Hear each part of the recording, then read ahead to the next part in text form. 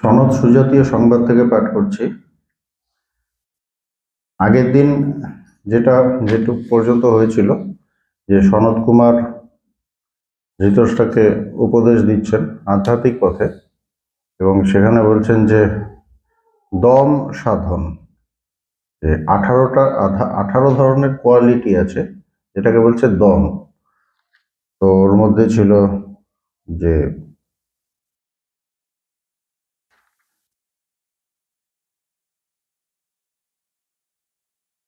তার মধ্যে কিছু গুণগুলো ছিল। তো বলছে সেটাকে, তার যে অন্তরায়, সেই যে দম সাধন, তার যে বিঘ্ন, সেটা কি, সেইগুলো বলছে যে মিথ্যে কথা বলা, অপরের দোষ দেখা, এইগুলো এরকম 18টা ছিল। বিষয়ের প্রতি লালসা, বিষয় ভোগের ইচ্ছা। তারপর মানুষের সবাই একরকম আছে, আমি নিজস্ব কিছু একটা বললাম, সবাই একরকম ভাবে চলছে, আমি নিজে একটা সবার বিরুদ্ধ আচরণ করা, এই ধরনের ছিল। দমের উল্টো হলো এগুলোকে বলছে, দমের উল্টো এগুলোকে বলছে মদ।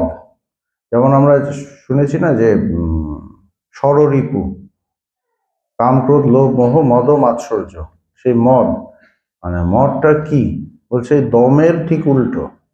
দম হলো গুণ, কিছু কোয়ালিটি, আর মদটা হলো তার ঠিক উল্টো। তো এরকম অনেক, বেশ কয়েকটা পয়েন্ট ছিল, 18টা পয়েন্ট ছিল। বর্তমান শ্লোকে মদ দোষ কীর্তিত হইতেছে, ওই মদ নিয়ে বলছেন। দম গুণের যে অষ্টাদশ দোষ বা বিঘ্নের কথা বলা হইয়াছে, সেগুলি মদ দোষ। 18টা যে বিঘ্ন, যেগুলো থাকলে তার দম যে সাধনা, সেটা হতে পারে না, সেটাকে বলছে মদ। অনৃতাদি হিংসান্ত 18টি দম বিঘ্ন, তদ্বিপরীত সত্যাদি অহিংসান্ত গুণানুবর্তনে নাশ হইয়া থাকে। ত্যাগও 6 প্রকার। বলছে দমের উল্টো হলো মদ। এবার দমের যে বিঘ্ন, সেটাই হলো মদ। আবার মদের যেগুলো নাশ করে, সেটা হলো দম, মানে একটা আরেকটা নাশ করে দেয়।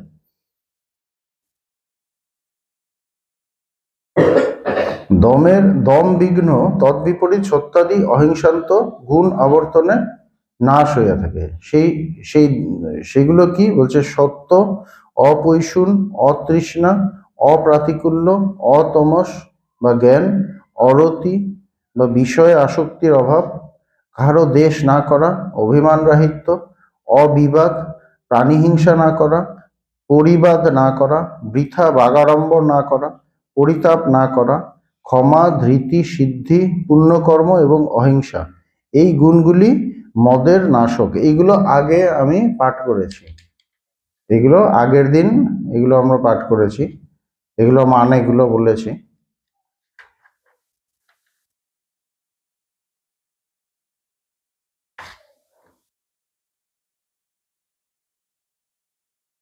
অনৃত, অনৃত মানে সত্য।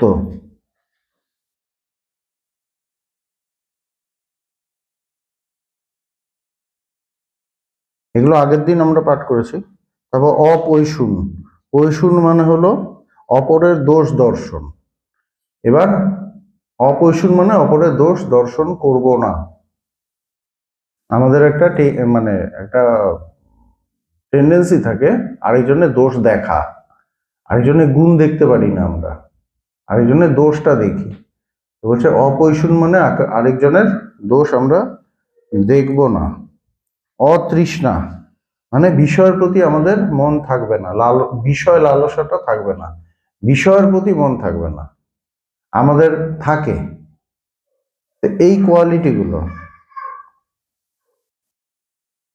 অতমস, অপ্রাতিকূল্য, প্রাতিকূল্য কি বলছে, সকলের বিরুদ্ধ আচরণ। অপ্রাতিকূল্য মানে যে অপ্রাতিকূল্য, তার উল্টোটা, যে আমি পরের বিরুদ্ধ আচরণ করব না। সবাই মিলে হয় না যে সবাই মিলে চলো আমরা এটা করি, আজকে আমরা কৃষ্ণ নাম করব। আমি 20 জনের মধ্যে আমি একা বললাম না আমি ধ্যান করব, তোমরা করলে করো। এই যে নেচারটা এটিকে বলে অপ্রাতিকূল্য। একদিন এলাম, দিন আমার হয়তো ক্লাস নেই, আমি বললাম যে আজকে সবাই প্রশ্ন করো। এবার 20 জন থাকলে 20 জনই তো প্রশ্ন করবে না, হয়তো 7-8 জন করে, বাকিটা চুপচাপই থাকে। এবার কেউ একটা বলে উঠলো আমি কিন্তু প্রশ্ন করতে পারবো না। এটাকে কি বলছে?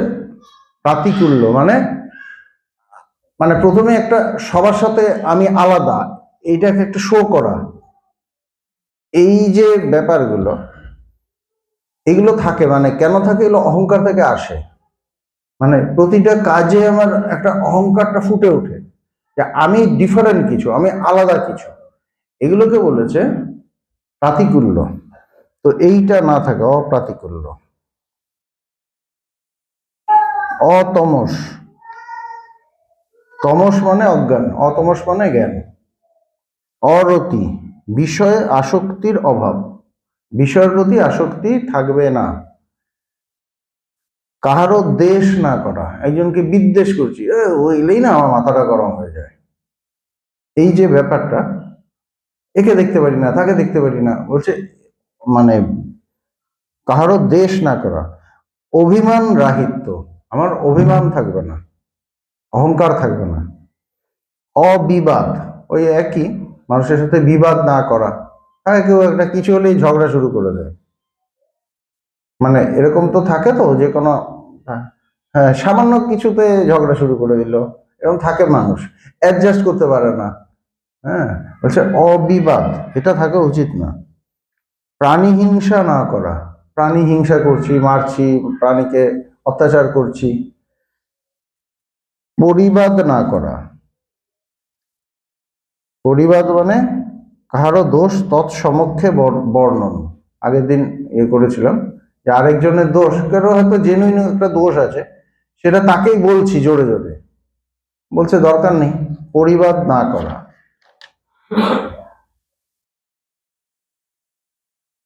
বৃথা বাগাড়ম্বর না করা, আমি মহান কিছু, আমি এই করে দেবো ওই করে দেবো, কেটে ফেলবো, মেরে ফেলবো, বৃথা বাগাড়ম্বর, দরকার নেই বেশি বেশি কথা বলার।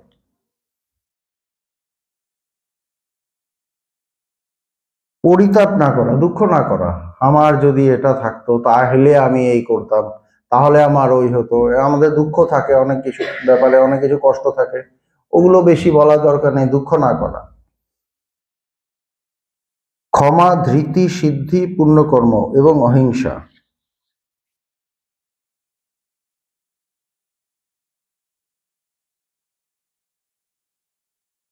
ধৃতি মানে বিষয় যেটা আমাকে চঞ্চল করতে পারে, সেটা যদি সামনেও আসে আমি চঞ্চল হব না। চঞ্চল হওয়ার মতো বিষয় সামনে থাকলেও আমি চঞ্চল হব না, এটাকে বলছে ধৃতি।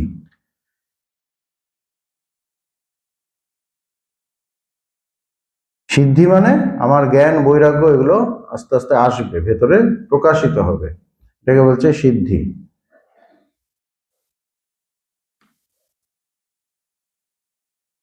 পুণ্যকর্ম, অহিংসা, এই গুণগুলি মদের নাশক। এই যে এই গুণগুলো যদি আমার থাকে, এই যে বলছে না কাম, ক্রোধ, লোভ, মোহ, মদ, মাৎসর্য, মদের নাশক হলো এই গুণগুলো। এইগুলো আস্তে আস্তে আধ্যাত্মিক চর্চা করার সাথে সাথে এগুলো যখন শুনলাম, ক্লাসের মধ্যে শুনলাম, ওগুলো মনে রাখতে হয় এবং ওগুলো প্র্যাকটিস করতে হয়। প্র্যাকটিস করতে করতে এগুলো চলে আসে।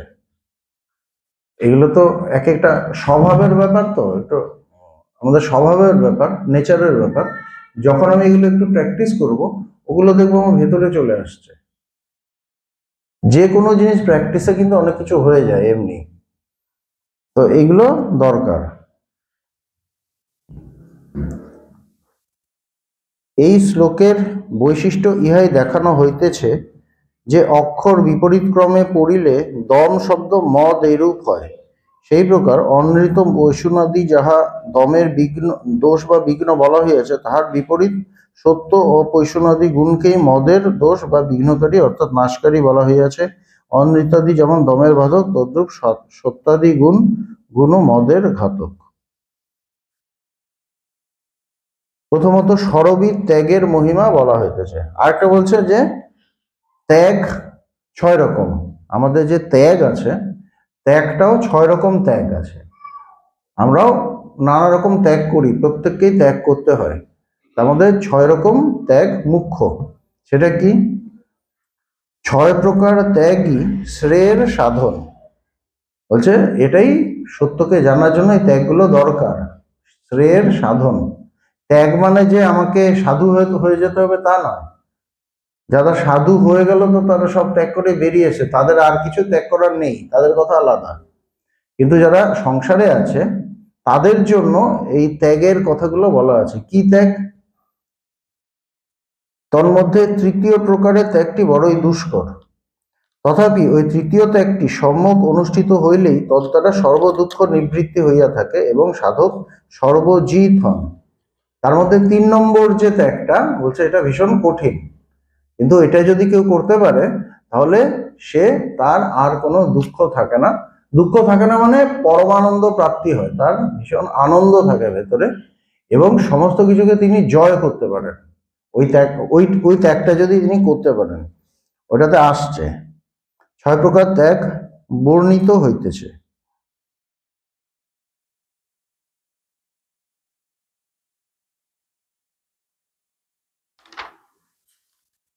যোগ্য প্রার্থীকে যে পুত্র বিত্তাদি দান, উহাই প্রথম ত্যাগ। যোগ্য প্রার্থীকে, বাবা বয়স হচ্ছে, বাবার অনেক টাকা পয়সা ছিল, তিনি কি করলেন? তার ছেলের নামে বা মেয়ের নামে, তার সন্তানের নামে সবকিছু করে দিলেন, উইল করে দিলেন, তার নামে সবকিছু করে দিলেন। তার মানে কি? তার সন্তান যোগ্য হয়েছে, ছেলে হোক মেয়ে হোক, তাকে সবকিছু দিলেন। এটা একটা ত্যাগ। নিজের নামে রাখেননি, ছেলের নামে করে দিয়েছেন, এটা ত্যাগ। এটা উহাই প্রথম ত্যাগ। কি বলছেন? যোগ্য প্রার্থীকে যে পুত্র বিত্তাদি দান, উহাই প্রথম ত্যাগ। যোগ্য প্রার্থীকে, এটা ওইভাবেও ধরা যেতে পারে যে আমার নিজের সন্তান, আমি কোনো ভালো কাজে তাকে উৎসর্গ করলাম, কোনো সন্ন্যাসীর কাছে দিয়ে দিলাম যে আপনি আমার ছেলের দায়িত্ব নিন, আমার ছেলেকে আপনার কাছে নিবেদন করলাম।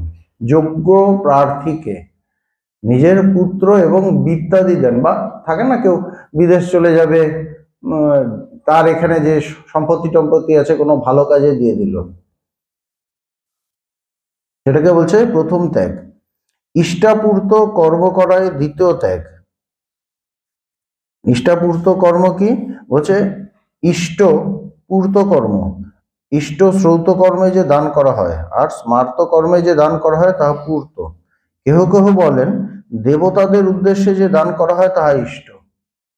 পুজো আর্চা এসবের জন্য আমরা দান করছি, সেটা ইষ্ট, ইষ্টাপূর্ত। আর পূর্ত কি? মানে পিতৃগণের উদ্দেশ্যে যে দান, তার জন্য আমরা দান করি, যিনি চলে গেছেন তার জন্য আমরা অনেক কিছু দান করি। বলছে এই যে ত্যাগ, এই ত্যাগটা হলো সেকেন্ড ত্যাগ, দ্বিতীয়।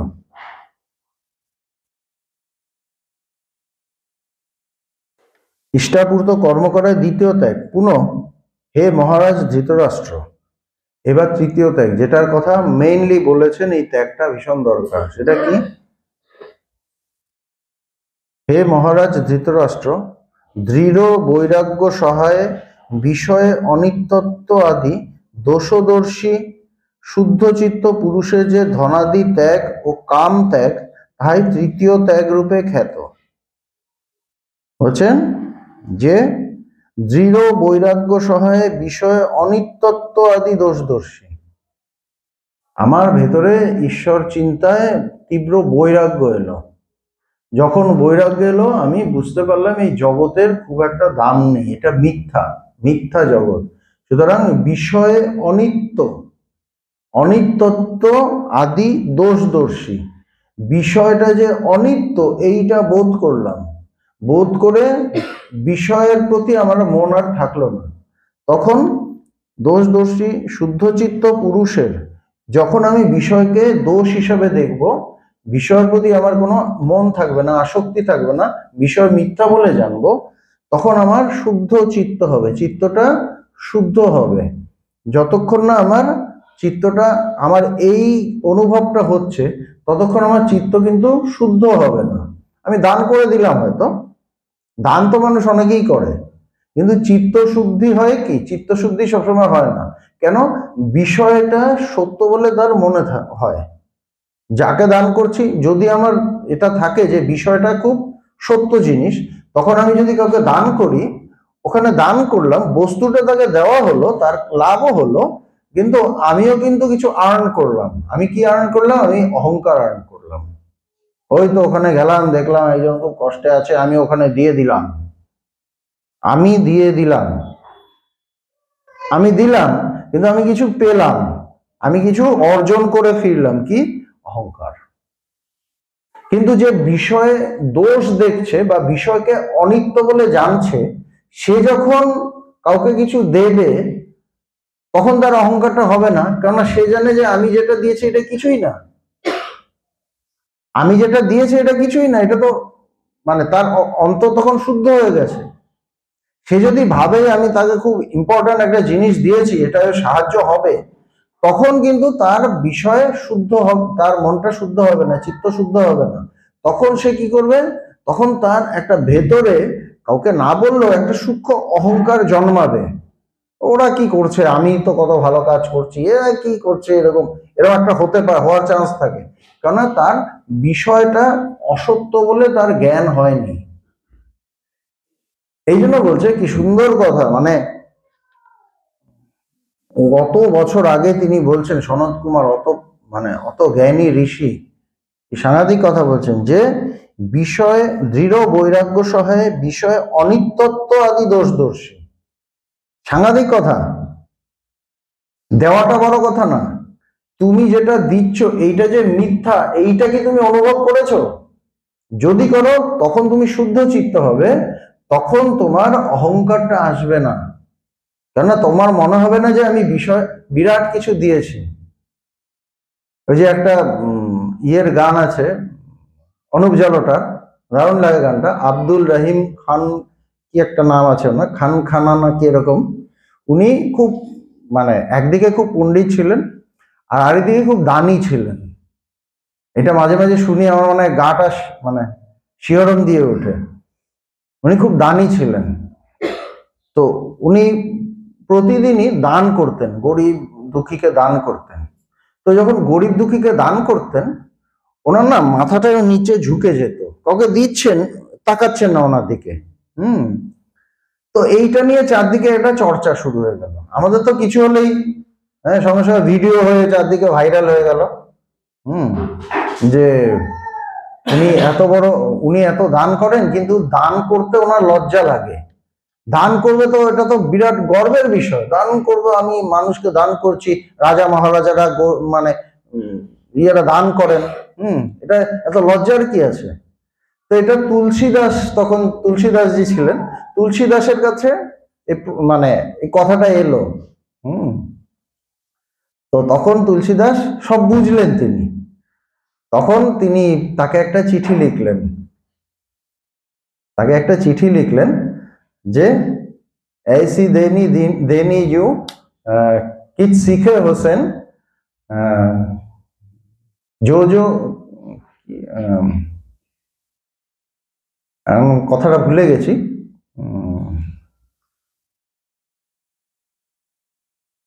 যখন তুমি দিচ্ছ তখন তোমার চোখটা নেমে যাচ্ছে কেন? উনি সব বুঝেছেন। তো উনি উত্তর দিলেন যে देनेहार कोई और है, भेजत जो दिन रैन, लोग भरम हम पर करे, तासो नीचे নেন। বলছে যে দেনেওয়ালা অন্য কেউ একজন আছে, যিনি সবসময় আমাকে দিয়ে চলেছেন, কিন্তু মানুষ ভাবছে আমি দিচ্ছি, সেই জন্য লজ্জায় আমার চোখটা নেমে যায়। অসাধারণ গানটা। তো এখানেও আমি যখন দান করব, আমি যদি ভাবি ওকে খুব ইম্পর্টেন্ট জিনিস দিচ্ছি, তখন আমার চিত্তটা অশুদ্ধই থাকবে, কারণ আমার ভেতরে অহংকারটা থাকবে। কিন্তু আমি যদি জানবো কি করে? আমাকে জ্ঞান লাভ করতে হবে। আমি যদি জগৎটাকে সত্য বলে জানি, তখন তো আমার চিত্ত শুদ্ধ হবে না।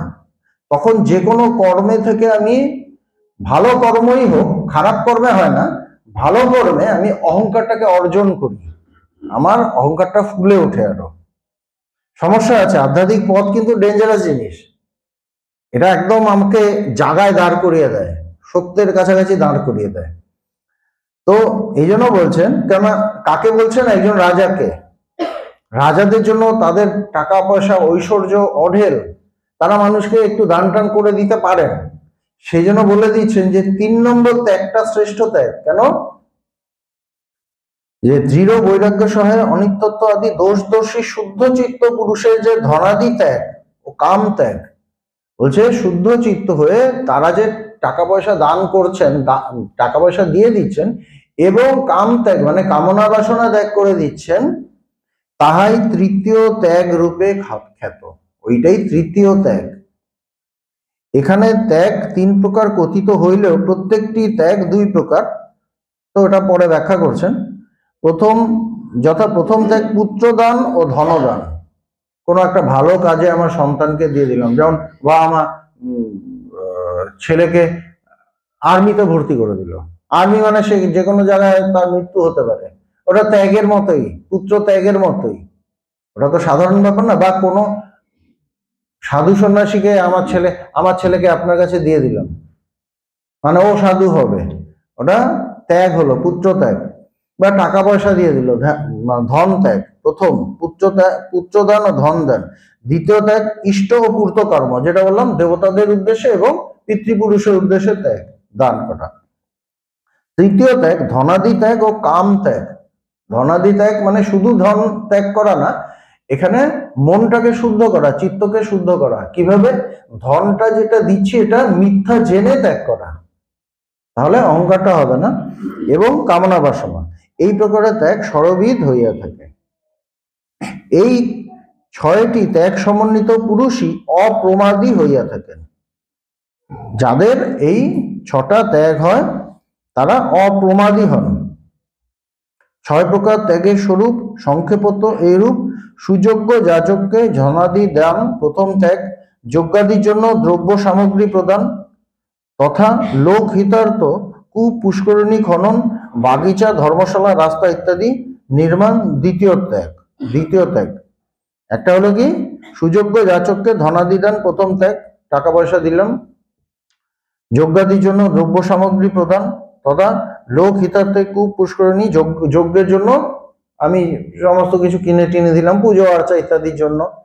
তারপর আমি একটা জায়গায় কুয়ো কেটে দিলাম, তখনের কথা বলছেন, এখন তো সব আলাদা। তো কুয়ো কেটে দিলাম, পুকুর কেটে দিলাম, একটা রাস্তা বানিয়ে দিলাম, বা হসপিটাল তৈরি করে দিলাম, স্কুল তৈরি করে দিলাম, এটা একটা ত্যাগ।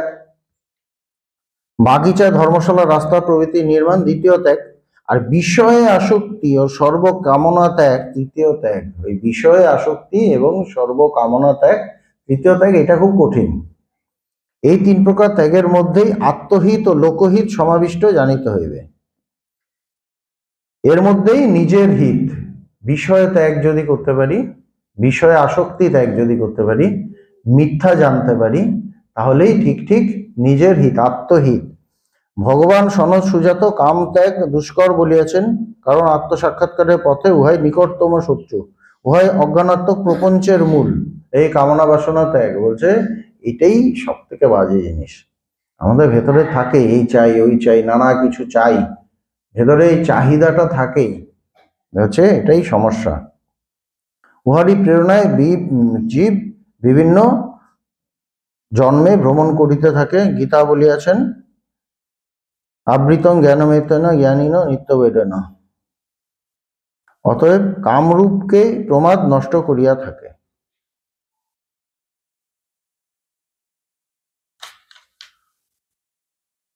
তৃতীয় প্রকারের ত্যাগটি কামনা ত্যাগ। উহা বড়ই কঠিন হইলেও অত্যন্ত আবশ্যক। এই ত্যাগ সহায়ী সাধক ত্রিবিধ আধ্যাত্মিক, আধিভৌতিক, আধিদৈবিক দুঃখরাশি উত্তীর্ণ হন। কামনা ত্যাগ করতে পারলেই আধ্যাত্মিক, আধিদৈবিক, আধিভৌতিক 3 রকম যে ত্রিতাপ জ্বালা এর থেকে তিনি পার করে যান। কাম ত্যাগী সর্বজিৎ, যিনি কাম ত্যাগ করিতে সমর্থ, তাহার অসাধ্য অজেয় জগতে কিছুই নাই। যে নিষ্কাম হয়ে গেছে সে সব পারে, তার জগতে কোনো কিছুর অভাব নেই। অজ্ঞান নাশ করিবার জন্য এই কাম জয় করাই মুখ্য সাধন, কারণ কামজয়ী আত্মজ্ঞানের পথে সর্বাধিক বা সর্বাপেক্ষা সহায়ক। আমাকে যদি জ্ঞান লাভ করতে হয়, আমাকে নিজের কামনা বাসনা ত্যাগ করতে হবে, যে কোনো ধরনের কামনা বাসনা। এটাই সব থেকে ইম্পর্টেন্ট জ্ঞান লাভের জন্য, এটাই দরকার।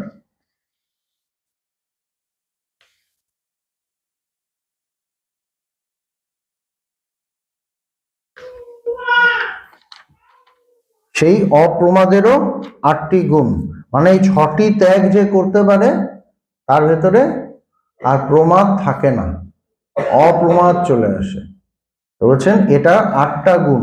তো 8টা গুণ আবার পরের দিন পাঠ করব। সুতরাং আজকের যেটা মূল কথা, কামনা বাসনা ত্যাগ, এইটা খেয়াল রাখতে হবে, মনের দিকে সবসময় তাকাতে হবে। আর আরো সুবিধা কি, যদি আমি এই বেদান্ত চর্চা করি, যদি জ্ঞান লাভ হয়, যদি আমি সেই আমার ব্রহ্মই বিষয় হয়, আমার জ্ঞান লাভ হয়, তখন কামনা ত্যাগ এমনি হয়, তখন আর তার জন্য জোর করতে হয় না। এরকম রমন মহর্ষিকে জিজ্ঞেস করেছে যে আমাদের তো ষড়রিপু আছে, আমি যদি ঈশ্বরীয় পথে এগোতে চাই, আমার আধ্যাত্মিক পথে আমার যদি অনুভব করতে হয়, আমাকে তো ষড়রিপু এক এক করে ত্যাগ করতে হবে। প্রথমে কাম ত্যাগ করলাম, তারপর ক্রোধ, তারপর লোভ, এবং এক এক করে আমাকে সব ত্যাগ করতে হবে। তখন রমন মহর্ষি হাসছেন। তো বলছেন আপনি হাসছেন কেন? তো বলছে মনে করো একটা লোক আছে, তার 6টা বউ, একটা লোক আছে তার 6টা বউ। এবার লোকটা খুব পয়সাওয়ালা, বউরা কিছু করে না। এবার লোকটা হঠাৎ মরে গেল, তো বউগুলো কি একজন একজন করে বিধবা হবে নাকি একসাথে বিধবা হবে? তো বলছে যে অহংকার হলো সেই লোক, আর তার বউ হলো কাম, ক্রোধ, লোভ, মোহ, মদ, মাৎসর্য। তো অহংকার যখন যাবে, জ্ঞানে অহংকার যায়, জ্ঞান লাভ হলে অহংকারটা যায়, অজ্ঞান নাশ হয়, তখন আমাদের কাম, ক্রোধ, লোভ, মোহ আলাদা করে ত্যাগ করতে হয় না, সব এমনি বিধবা হয়ে যায়। বিধবা মানে কি? বিধবা মানে তার ওই পাওয়ারটা থাকবে না। একটা বউয়ের যখন তার স্বামী থাকে, পাওয়ারফুল স্বামী, তখন কিছু হলে স্বামীকে দেখায়, ও আছে, তোকে আমি দেখে নেব। এবার যখন ও মরে গেল, তখন তার নরম হয়ে গেল যে আমার তো আর পাওয়ারটা নেই। তখন এই যে কাম, ক্রোধ, লোভ, মোহ, মদ, মাৎসর্য যেগুলো বলা হচ্ছে, এগুলো নামে মাত্র থাকে, তাদের আর পাওয়ার থাকে না জ্ঞান হয়ে গেলে। এই জন্য বলছে জ্ঞান লাভটার দিকেই জোর দিতে হয়। কিভাবে জোর দেব? আমার পুরো মনটাই থাকবে আমাকে এটা লাভ করতে হবে। কারণ ঠাকুর বলছেন ঈশ্বর লাভ জীবনের উদ্দেশ্য, বা ভগবান বলছে ব্রহ্মজ্ঞান লাভ জীবনের উদ্দেশ্য। এইটা আমার যদি উদ্দেশ্য হয়ে যায়, ব্রহ্মচিন্তন, আমাকে ত্যাগ করতে হবে না কিছুই। আমি যদি ঠিক ভাবে ব্রহ্মচিন্তন, ঈশ্বর চিন্তন করি, ভগবানের কথাগুলো ঠিক মতো পালন করি, আন্তরিকভাবে ভেতর থেকে, এবং দেখানোর জন্য না, এটা যদি আমি করি, তাহলে দেখবো আস্তে আস্তে আমি সেই জায়গায় প্রতিষ্ঠিত হয়েছি, এবং বাকি ওই যে ষড়রিপু 6টা বউ, ওগুলো দুর্বল হয়ে যাবে। সুতরাং এই ত্যাগগুলো আর তখন আলাদা করে করতে হবে না, ত্যাগ হয়ে যাবে। গাছে ফল পাকলে যেমন খসে পড়ে, তাকে আলাদা করে ছিঁড়তে হয় না বা কিছু করতে হয় না, অটোমেটিক সেটা নর্মাল প্রসেসে খসে পড়ে। যেমন একজন বয়স হলে তার নর্মাল প্রসেসে মাথা চুল সাদা হয়ে যায়, সেরকম ভাবেই নর্মাল ভাবেই তার ওই ত্যাগগুলো এসে যায় ভেতর থেকে। এই জন্য আধ্যাত্মিক পথ একদিকে কঠিন মনে হয়, অনেক কিছু এই গুণগুলো, এইগুলো লাগবে, ওগুলো লাগবে, 18টা গুণ এসে অনেক কিছু বলা আছে, কিন্তু আরেকদিকে খুব সহজ। খুব সহজ মানে আমার একটাই কাজ ঈশ্বর লাভ করা, এবং তার জন্য আমার একটাই হলো তাকে চাওয়া, ভেতরে তীব্রতা না, ব্যাকুলতা না, মুমুক্ষুত্ব না, যে আমি তোমাকে চাই, আর কিছু আমার দরকার নেই। এটা থেকেই আমার তাকে পাওয়া হয়, আর তাকে পাওয়া হলে ওগুলো এমনি চলে